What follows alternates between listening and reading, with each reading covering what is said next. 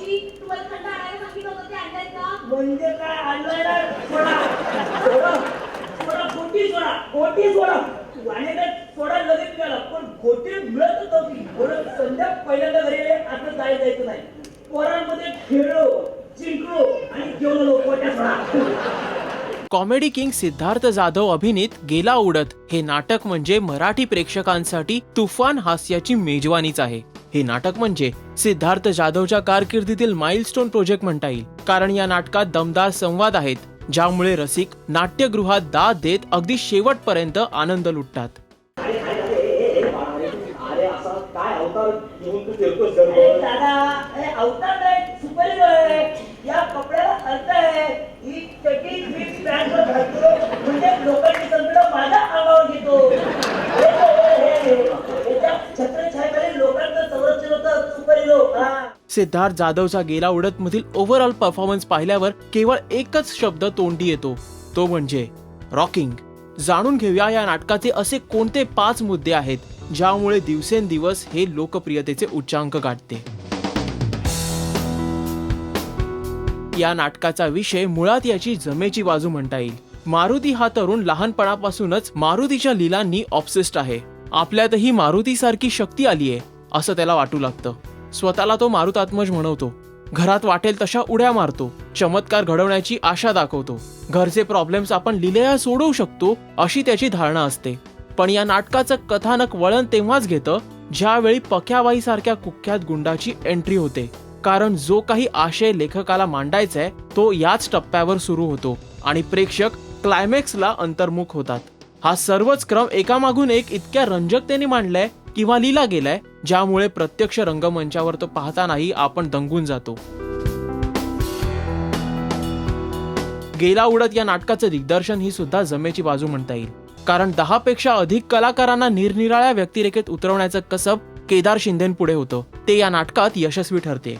थोडक्यात सांगायचं तर सर्वच कलाकारांची भट्टी चांगली जमल्यानं रंगभूमीवरील एक दर्जेदार विनोदी कलाकृतीला न्याय मिळालाय. पण या सगळ्यात अर्चना निपाणकर हे नाव सुद्धा लक्षात राहील असं आवर्जून सांगायला हवं.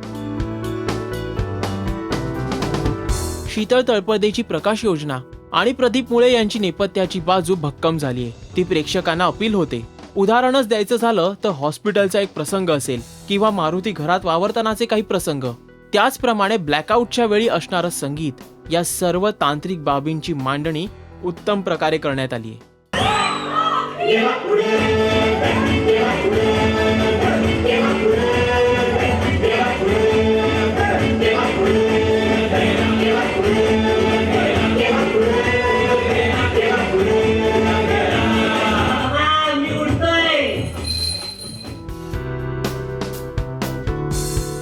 गेला उडत नाटकाचं आणखीन एक वैशिष्ट्य जे नाटक पाहताना प्रेक्षक घेतात ते म्हणजे याचा विषय. समाजातल्या कमजोर घटकाकडे सकारात्मक किंवा आपुलकीने पहा असं शिकवणारा असल्यानं नाटक संपल्यावर तो मनात घर करून राहतो.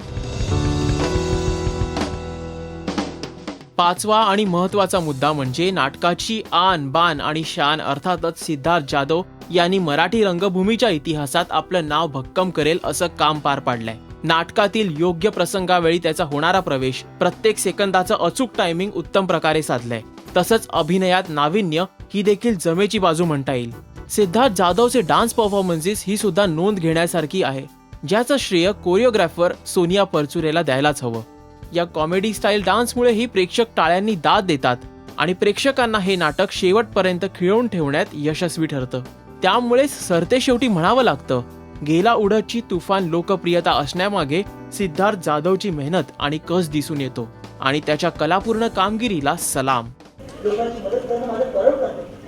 चला आधी लेफ्टला बघायचं, राईटला बघायचं, एक पाऊल पुढे उठता.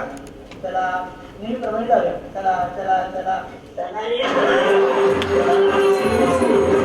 आपण जर का गेला उडत हे नाटक पाहिलं असेल तर आपले व्ह्यूज सुद्धा पोस्ट करा या व्हिडिओच्या खाली असलेल्या कॉमेंट सेक्शन मध्ये. आणि मराठी नाट्य वर्तुळातील लेटेस्ट अपडेटसाठी पहा राजश्री मराठी. नमस्कार, मी सिद्धार्थ जाधव. Subscribe to Rajshri Marathi.